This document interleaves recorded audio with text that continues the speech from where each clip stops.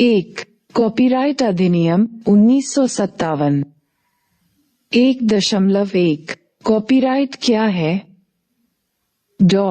Copyright एक कानूनी शब्द है जिसका उपयोग रचनाकारों के साहित्यिक और कलात्मक कार्यों पर उनके अधिकारों का वर्णन करने के लिए किया जाता है। कॉपीराइट के दायरे में आने वाले कार्यों में किताबें, संगीत, पेंटिंग, मूर्तिकला और फिल्मों से लेकर कंप्यूटर प्रोग्राम, डेटाबेस, विज्ञापन, मानचित्र और तकनीकी चित्र तक शामिल हैं। 1.2 भारत में कॉपीराइट कानून। कॉपीराइट अधिनियम 1957 कॉपीराइट नियम 2013 के साथ भारत में कॉपीराइट संरक्षण से संबंधित कानूनों को नियंत्रित करता है। कॉपीराइट अधिनियम लेखक को कार्य को पुनः प्रस्तुत करने, प्रतियां जारी करने, प्रदर्शन करने या इसे जनता तक संप्रेषित करने का आर्थिक अधिकार प्रदान करता है। ये किसी भी सिनेमेटोग्राफ फिल्म या ध्वनि रिकॉर्डिंग को बनाने या काम का कोई अनुकूलन या अनुवाद करने का अधिकार भी प्रदान करता है। 1957 से कानून में 6 बार संशोधन किया गया है और सबसे हालिया संशोधन 2012 में कॉपीराइट संशोधन अधिनियम 2012 के माध्यम से किया गया था। 1.3 कॉपीराइट अधिनियम 1957 की धाराएं। धारा 13 कॉपीराइट संरक्षण साहित्यिक कार्यों, नाटकीय कार्यों, संगीत कार्यों, कलात्मक कार्यों, सिनेमेटोग्राफ फिल्मों और ध्वनि रिकॉर्डिंग पर प्रदान किया जाता है। नोट कंप्यूटर प्रोग्राम को अधिनियम के तहत साहित्यिक कार्यों के रूप में संरक्षित किया गया है। धारा 2 इसमें कार्य की विभिन्न परिभाषाएं शामिल हैं जिन्हें कॉपीराइट की परिभाषा के अंतर्गत शामिल किया जा सकता है। धारा 14 ये कॉपीराइट स्वामी को विशिष्ट अधिकारों का एक सेट प्रदान करता है। इन अधिकारों में अनुकूलन का अधिकार, पुनरुत्पादन का अधिकार, प्रकाशन का अधिकार, अनुवाद करने का अधिकार आदि शामिल हैं।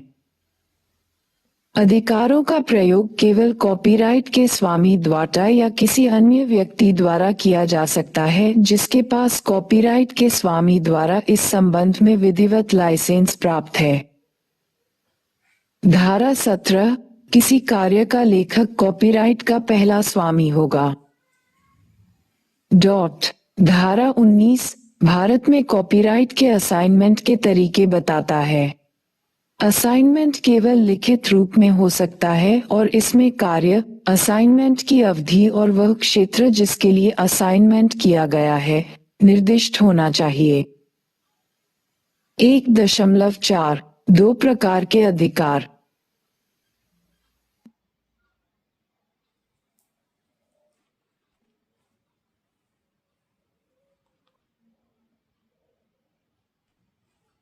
कॉपीराइट अधिनियम 1957 कॉपीराइट सुरक्षा को 2 रूपों में प्रदान करता है, आर्थिक अधिकार और नैतिक अधिकार। आर्थिक अधिकार। आर्थिक अधिकार सही मालिकों को दूसरों द्वारा उनके कार्यों के उपयोग से वित्तीय पुरस्कार प्राप्त करने की अनुमति देते हैं। कॉपीराइट के लेखक कॉपीराइट अधिनियम की धारा 14 के तहत आर्थिक अधिकारों का उपयोग लेते हैं। अधिकार मुख्य रूप से साहित्यिक, नाटकीय और संगीत के संबंध में, कंप्यूटर प्रोग्राम के अलावा किसी भी भौतिक रूप में काम को पुनः पेश करने के हैं। नैतिक अधिकार। नैतिक अधिकार लेखकों और रचनाकारों को अपने काम के साथ अपने संबंध को संरक्षित और रक्षित करने के लिए कुछ कार्रवाई करने की अनुमति देते हैं। एक लेखक के नैतिक अधिकारों को कॉपीराइट अधिनियम 1957 की धारा 57 में अभिव्यक्ति मिलती है। ये हैं पितृत्व का अधिकार और सत्यनिष्ठा का अधिकार। पितृत्व का अधिकार एक लेखक के काम के लेखकत्व का दावा करने के अधिकार और अन्य सभी को उसके काम के लेखकत्व का दावा करने से रोकने के अधिकार को संदर्भित करता है। सत्यनिष्ठा का अधिकार लेखक को उसके काम में किए गए किसी भी विरूपण, विकृति, संशोधन या किसी अन्य अप्रिय कार्य की स्थिति में नुकसान को रोकने या दावा करने की अनुमति देता है। 1.5 उल्लंघन के अपवाद। कॉपीराइट अधिनियम 1957 धारा 52 के तहत कॉपीराइट के उल्लंघन के लिए कुछ अपवाद प्रदान करता है।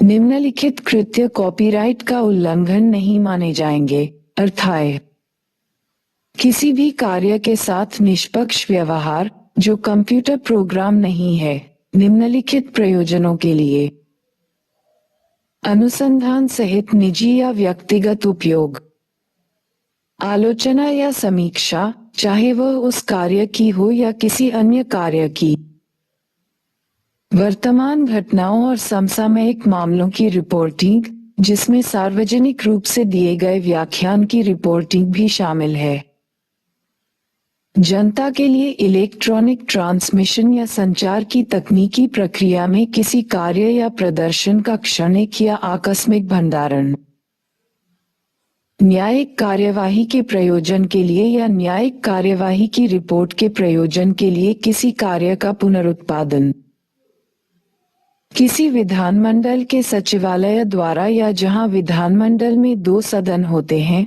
वहां विधानमंडल के किसी भी सदन के सचिवालय द्वारा तैयार किए गए किसी भी कार्य का पुनरुत्पादन या प्रकाशन, विशेष रूप से उस विधानमंडल के सदस्यों के उपयोग के लिए।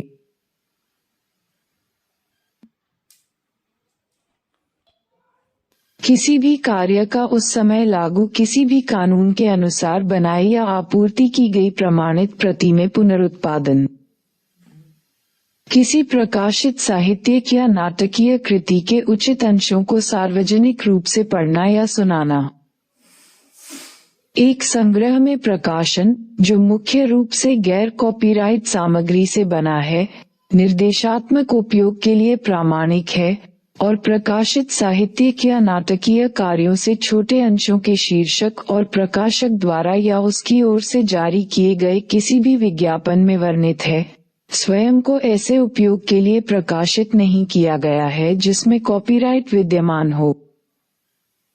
1.6 बर्न कन्वेंशन और कॉपीराइट अधिनियम 1957। भारत साहित्यिक और कलात्मक कार्यों के संरक्षण के लिए बर्न कन्वेंशन 1886 का एक हस्ताक्षरकर्ता है। एक हस्ताक्षरकर्ता होने के नाते भारत न केवल भारत में बल्कि भारत के बाहर भी किसी भी अनुबंधित राज्य में होने वाले कार्यों को समान सुरक्षा देने के लिए बाध्य है। बर्न कन्वेंशन का एक महत्वपूर्ण सिद्धांत यह है कि कॉपीराइट का पंजीकरण अनिवार्य नहीं है। भारत में भी किसी के लिए कानून की सुरक्षा का लाभ उठाने के लिए कॉपीराइट पंजीकृत करना अनिवार्य नहीं है। कॉपीराइट अधिनियम 1957 भी पंजीकरण को अनिवार्य नहीं करता है। 1.7 कॉपीराइट संशोधन नियम 2021। ये संशोधन मौजूदा नियमों को अन्य प्रासंगिक कानूनों के बराबर लाने के उद्देश्य से पेश किए गए हैं। इसका उद्देश्य कॉपीराइट कार्यालय में संचार और कामकाज के प्राथमिक माध्यम के रूप में इलेक्ट्रॉनिक माध्यमों को अपनाकर सुचारू और दोषरहित अनुपालन सुनिश्चित करना है। जवाबदेही और पारदर्शिता को प्रोत्साहित करने के लिए अवितरित रॉयल्टी राशि से निपटने और रॉयल्टी के संग्रह और वितरण के दौरान इलेक्ट्रॉनिक और ट्रेस करने योग्य भुगतान विधियों के उपयोग के लिए नए प्रावधान पेश किए गए हैं। पारदर्शिता को सुदृढ़ करने के लिए कॉपीराइट समितियों को प्रत्येक वित्तीय वर्ष के लिए वार्षिक पारदर्शिता रिपोर्ट तैयार करने और सार्वजनिक करने की आवश्यकता होगी। सॉफ्टवेयर कार्यों के पंजीकरण के लिए अनुपालन आवश्यकताओं को कम कर दिया गया है। अब आवेदक को स्रोत कोड के पहले 10 और अंतिम 10 पृष्ठ या 20 पृष्ठों से कम होने पर संपूर्ण स्रोत कोड दाखिल करने की स्वतंत्रता है, जिसमें कोई अवरुद्ध या संशोधित भाग नहीं है। कॉपीराइट सोसाइटी के रूप में पंजीकरण के लिए उसके समक्ष किए गए आवेदन पर प्रतिक्रिया देने के लिए केंद्र सरकार की समय सीमा 180 दिन तक बढ़ा दी गई है, ताकि आवेदन की अधिक व्यापक जांच की जा सके। 2. भौगोलिक संकेत जियोग्राफिकल इंडिकेशन गी 2.1 भौगोलिक संकेत क्या है? भौगोलिक संकेत उन वस्तुओं पर इस्तेमाल किया जाने वाला एक संकेत है जिनकी एक विशिष्ट भौगोलिक उत्पत्ति होती है और उनमें ऐसे गुण, प्रतिष्ठा या विशेषताएं होती हैं जो अनिवार्य रूप से उस मूल स्थान, जैसे एक शहर, क्षेत्र या देश, से संबंधित होती हैं। भौगोलिक संकेत का उपयोग एक प्रमाणीकरण के रूप में कार्य कर सकता है कि उत्पाद में कुछ गुण हैं, पारंपरिक तरीकों के अनुसार बनाया गया है या अपनी भौगोलिक उत्पत्ति के कारण एक निश्चित प्रतिष्ठा प्राप्त है। 2.2 घी को मान्यता देने की आवश्यकता क्यों है? प्रत्येक क्षेत्र कुछ अनोखा होने का दावा करता है और कुछ स्थानीय उत्पाद उनकी प्रसिद्धि का दावा करते हैं। क्षेत्र की यह प्रतिष्ठा एक दिन में नहीं बनी है। ये अनूठे उत्पाद मनुष्य और प्रकृति के सर्वोत्तम गुणों का संयोजन है और इन्हें सावधानीपूर्वक संरक्षित किया गया है और पीढ़ियों के लिए सौंप दिया गया है। उत्पादों और स्थानों को जोड़ने वाली विशिष्ट पहचान का जश्न मनाने और पहचानने के लिए घी टैग विकसित किया गया था। कई देशों में कानून द्वारा घी को दी गई सुरक्षा ट्रेडमार्क और विशेष रूप से प्रमाणन चिन्हों को दी गई सुरक्षा के समान है। भौगोलिक संकेत कानून की मांग है कि घी का उपयोग केवल तभी किया जा सकता है जब उत्पाद किसी विशेष क्षेत्र से उत्पन्न होता है और यह कुछ मानकों को पूरा करता है। कभी कभी ये कानून ये भी निर्धारित करते हैं कि उत्पाद को कुछ गुणवत्ता परीक्षणों को पूरा करना होगा जो एक ऐसे संघ द्वारा प्रशासित होते हैं जिसके पास लाइसेंस का विशेष अधिकार होता है या संकेत के उपयोग की अनुमति होती है। 2.3 विश्व स्तर पर कानूनी स्थिति। ट्रिप्स पर WTO समझौता भौगोलिक संकेतों को उन संकेतों के रूप में परिभाषित करता है जो किसी वस्तु की पहचान किसी सदस्य के क्षेत्र में उत्पन्न होने वाले के रूप में करते हैं, जहां किसी वस्तु की दी गई गुणवत्ता, प्रतिष्ठा या अन्य विशेषता अनिवार्य रूप से उसकी भौगोलिक उत्पत्ति के कारण होती है। 1994 में जब WTO ट्रिप्स पर बातचीत संपन्न हुई तो सभी WTO सदस्य देशों की सरकारें सभी सदस्य देशों में घी की सुरक्षा के लिए कुछ बुनियादी मानक निर्धारित करने पर सहमत हुई। ट्रिप्स समझौते के अनुच्छेद 22 में कहा गया है कि सभी सरकारों को उस देश में पंजीकृत घी के मालिक के लिए अपने स्वयं के कानूनों में कानूनी अवसर प्रदान करना चाहिए ताकि सामान की भौगोलिक उत्पत्ति के बारे में जनता को गुमराह करने वाले चिन्हों के उपयोग को रोका जा सके। ट्रिप्स समझौते के अनुच्छेद 23 में कहा गया है कि सभी सरकारों को घी के मालिकों को अपने कानूनों के तहत भौगोलिक संकेत द्वारा इंगित स्थान पर उत्पन्न होने वाली वाइन की पहचान करने वाले भौगोलिक संकेत के उपयोग को रोकने का अधिकार प्रदान करना चाहिए। इसके अलावा बौद्धिक संपदा के अभिन्न घटकों के रूप में औद्योगिक संपत्ति और भौगोलिक संकेतों की सुरक्षा के महत्व को पेरिस कन्वेंशन के अनुच्छेद 1, 2 और 10 में स्वीकार किया गया है और इस पर जोर दिया गया है। 2.4 भारत में कानूनी स्थिति। भारतीय संसद ने दिसंबर 1999 में वस्तुओं के भौगोलिक संकेत, पंजीकरण और संरक्षण अधिनियम पारित किया, सितंबर 2003 में प्रभावी हुआ। जिसका उद्देश्य भारत में वस्तुओं के पंजीकरण और घी की सुरक्षा प्रदान करना था। यह अधिनियम पेटेंट, डिजाइन और ट्रेडमार्क महानियंत्रक CGPDTM controller general of patents, designs and trademarks द्वारा प्रशासित किया जाता है, जो भौगोलिक संकेतों के रजिस्ट्रार भी हैं।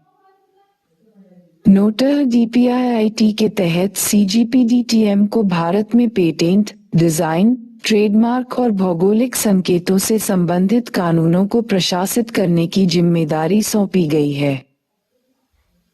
कोई भी स्थापित संगठन या प्राधिकरण कानून के तहत घी टैग के लिए आवेदन कर सकता है।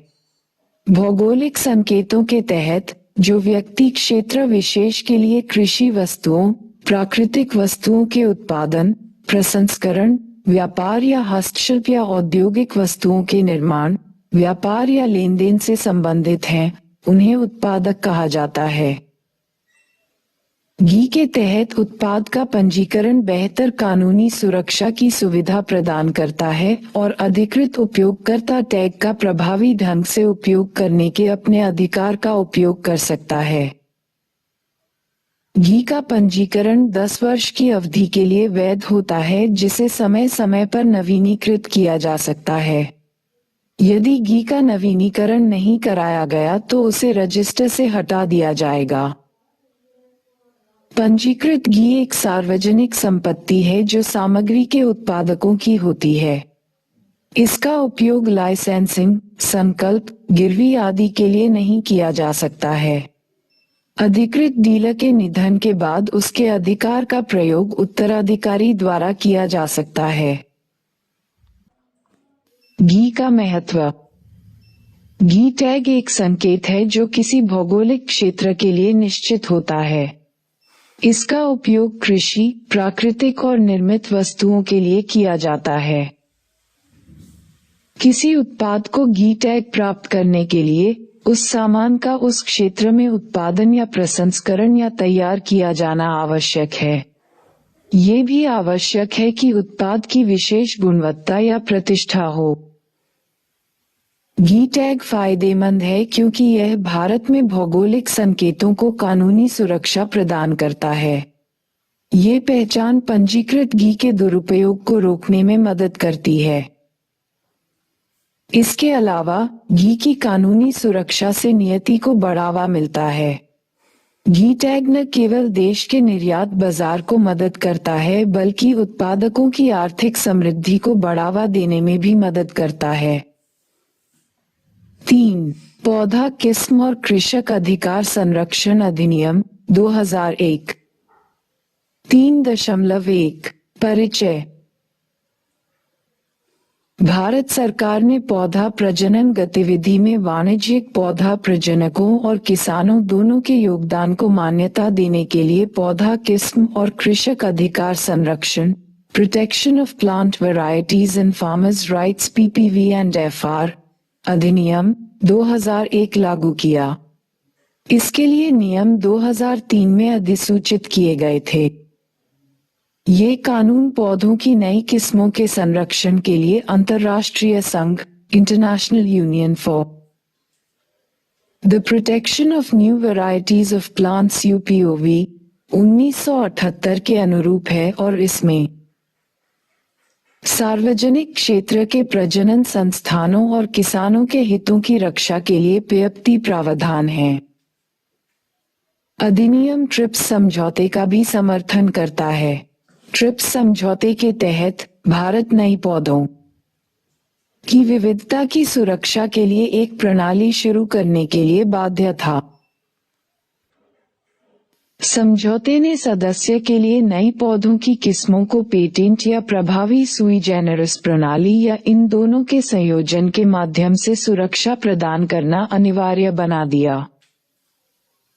3.2 प्लांट ब्रीडर को अधिकार क्यों दिए जाएं? कृषि, बागवानी और वानिकी में सतत प्रगति प्रदान करने के लिए पौधों की नई किस्मों के विकास के लिए प्रोत्साहन के रूप में पौधा प्रजनकों को संरक्षण प्रदान किया जाता है। किसानों और उत्पादकों के लिए उत्पादकता, गुणवत्ता और विपणन क्षमता में सुधार के लिए उन्नत किस्में एक आवश्यक और बहुत लागत प्रभावी साधन है।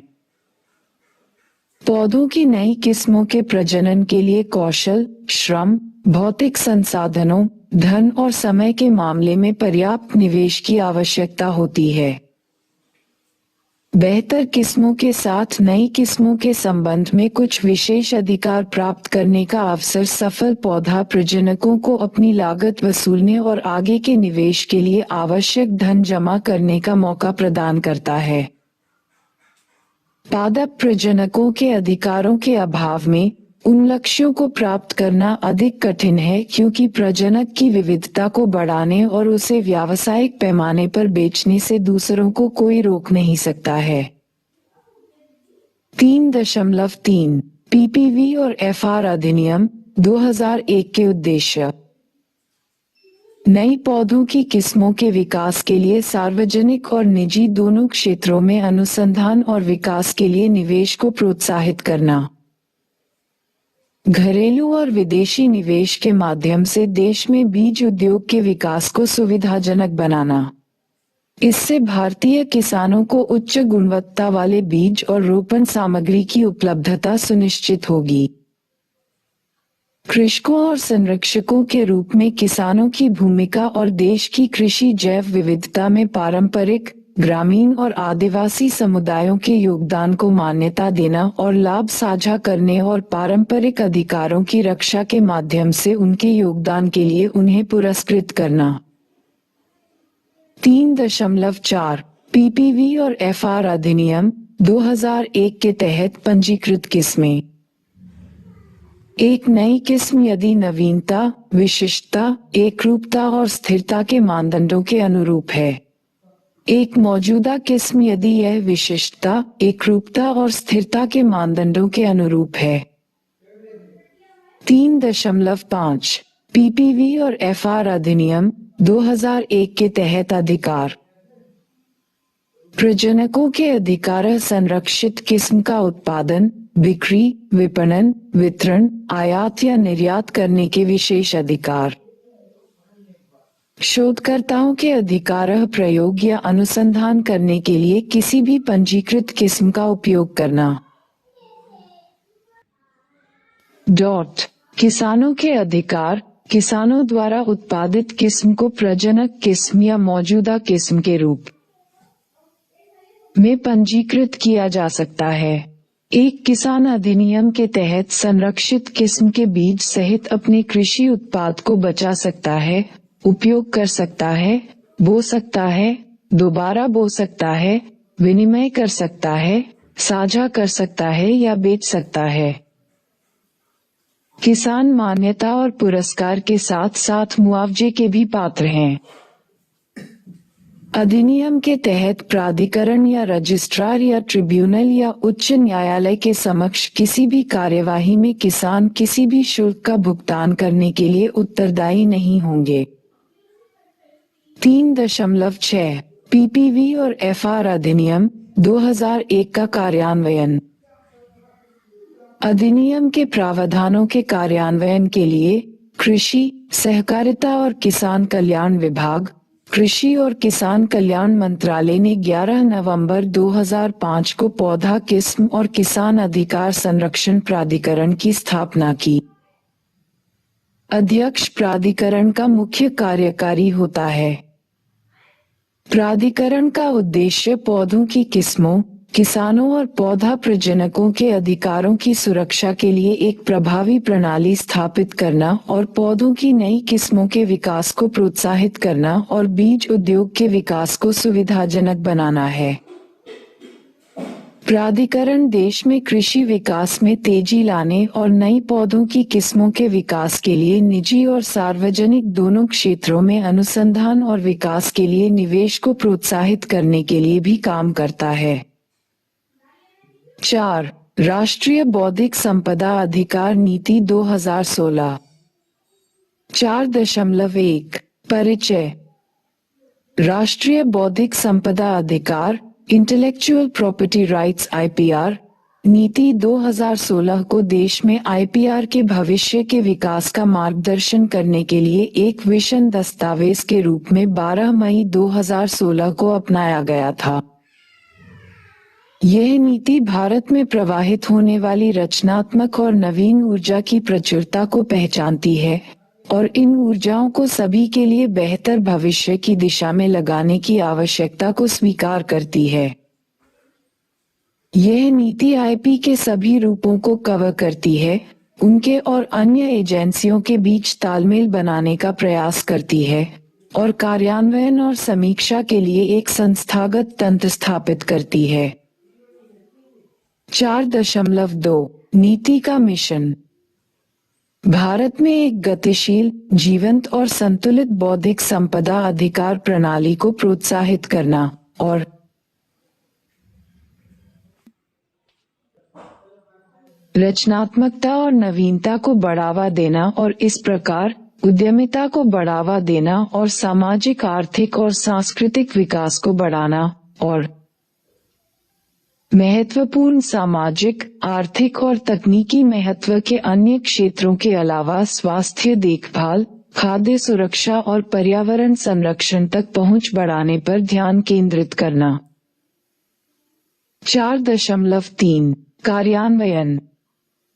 वाणिज्य मंत्रालय के तहत उद्योग और आंतरिक व्यापार संवर्धन विभाग, department for promotion of industry and internal trade DPIIT, Bharat में आईपीआर विकास के लिए नोडल विभाग है और DPIIT के तहत CIPAM नीति को लागू करने के लिए संदर्भ का एकमात्र बिंदु है।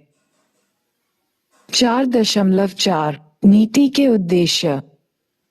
आईपीआर जागरूकता, आउटरीच और संवर्धन, समाज के सभी वर्गों के बीच आईपीआर के आर्थिक, सामाजिक और सांस्कृतिक लाभों के बारे में सार्वजनिक जागरूकता पैदा करना। आईपीआर का सृजन, आईपीआर के सृजन को प्रोत्साहित करना। कानूनी और विधायी ढांचा, मजबूत और प्रभावी आईपीआर कानून बनाना जो बड़े सार्वजनिक हित के साथ अधिकार मालिकों के हितों को संतुलित करें। प्रशासन और प्रबंधन सेवा उन्मुख आईपीआर प्रशासन को आधुनिक और मजबूत बनाना। आईपीआर का व्यवसायकरण के माध्यम से आईपीआर का मूल्य प्राप्त करना। प्रवर्तन और न्याय निर्णय आईपीआर उल्लंघनों से निपटने के लिए प्रवर्तन और न्याय निर्णय तंत्र को मजबूत करना। मानव पूंजी विकास आईपीआर में शिक्षण, प्रशिक्षण, अनुसंधान और कौशल निर्माण के लिए मानव संसाधनों, संस्थानों और क्षमताओं को मजबूत और विस्तारित करना। आईपीआर जागरूकता योजना, क्रिएटिव इंडिया, इनोवेटिव इंडिया। राष्ट्रीय आईपीआर नीति 2016 को आगे बढ़ाते हुए एक आईपीआर जागरूकता योजना creative India, innovative India, cell for IPR promotion and management, cell for IPR promotion and management CIPAM द्वारा लॉन्च किया गया था। योजना की अवधि 3 वर्ष, अप्रैल 2017 मार्च 2020 थी। योजना का लक्ष्य देश भर में उद्योग संगठनों, शैक्षणिक संस्थानों और अन्य हितधारकों के सहयोग से आईपी जागरूकता कार्यशालाएं, सेमिनार आयोजित करना था। इसने प्रशिक्षकों का एक संसाधन पूल बनाने के लिए प्रशिक्षण कार्यक्रम शुरू करने का भी प्रस्ताव रखा जो जनता, प्रवर्तन एजेंसियों और न्यायपालिका के लिए आईपी जागरूकता कार्यशालाओं, सेमिनारों का संचालन करेगा।